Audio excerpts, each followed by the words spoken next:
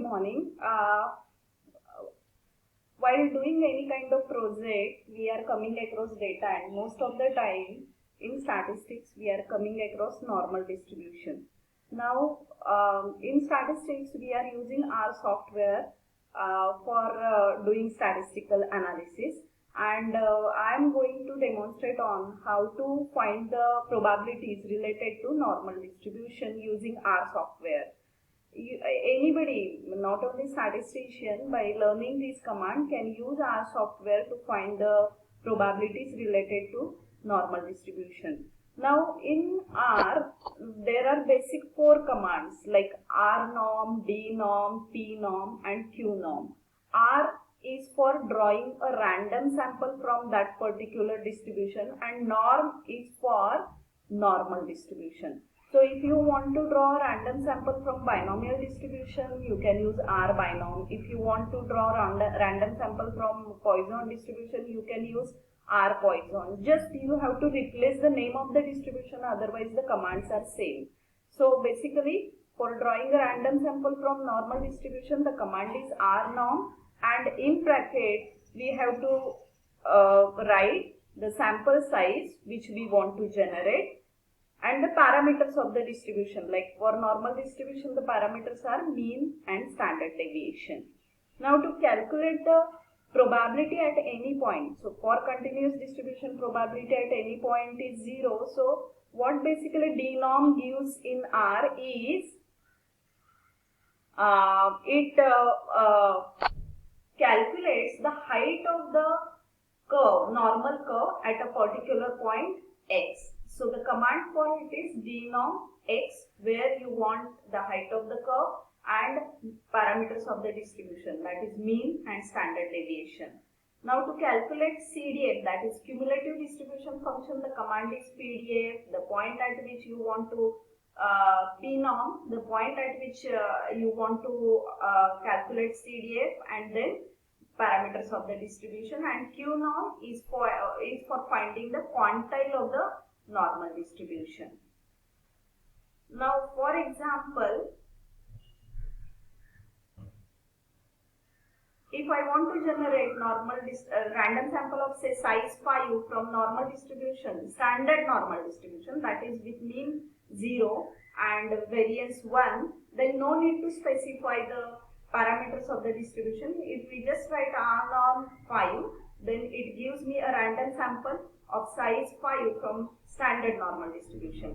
And instead, if I want to take a random sample from normal distribution with mean 15 and SD 4, then the command is rnorm 5, that is sample of size 5 from normal distribution whose mean is 15 and standard deviation is 4.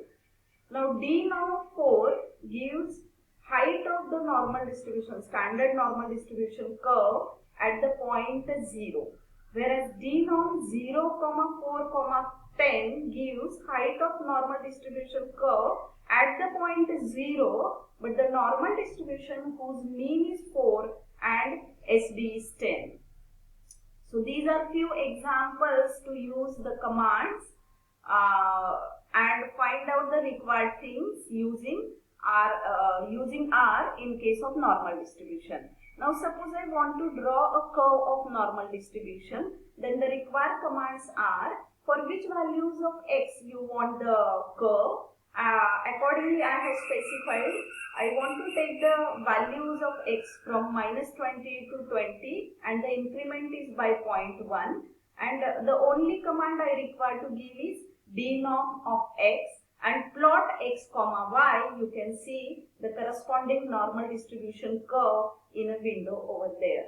So by using this R in our theory lectures, we can demonstrate students how to use R and how to verify the theoretical concepts with the help of such kind of graphs.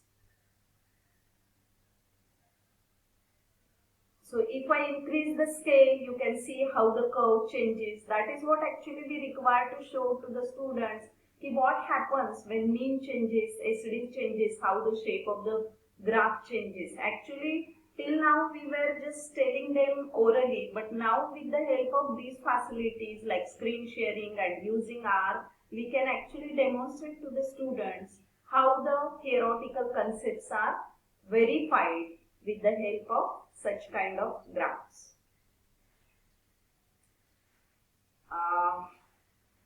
Now with the help of this graph, as I told you in the earlier, I can tell students when mean of the normal distribution changes, what change will occur in the shape of the curve. Like this curve is for normal distribution with mean 0 and SD1, whereas the red curve is for normal distribution with mean 2 and SD1.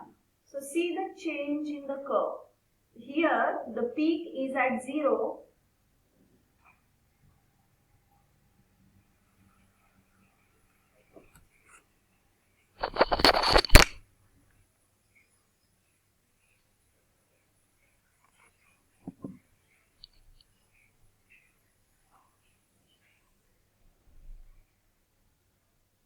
Here the peak is at 0, whereas in case of red curve, the peak is at 2. The peak is at 2. That's it. So by using R and the features like screen sharing, we can demonstrate the theoretical concepts to the students, which will make them their concepts more clear. Thank you. That's it.